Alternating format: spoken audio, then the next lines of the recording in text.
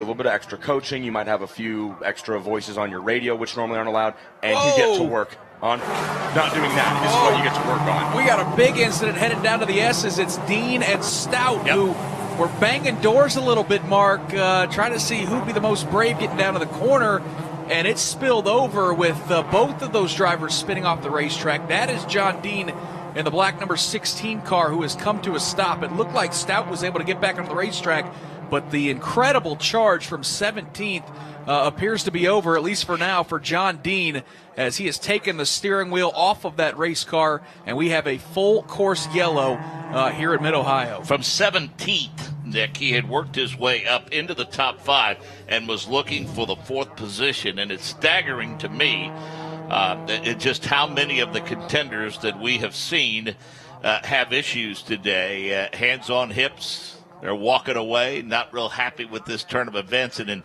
in some respects, it mirrors a bit, I think, Nick, of the Verizon IndyCar Series, in which different guys have taken turns being dominant throughout the course of this season. I mean, we look at the results, and we talked about the weekend that Nico Rager had at Barber, then John Dean II at Road America, and John Dean II, anyway, is a long way from that here at Mid-Ohio this weekend. Here is a replay of what happened. They were battling for the 4th position. You see Dean drifted over to the right, Stout, and they both make contact, and they hook.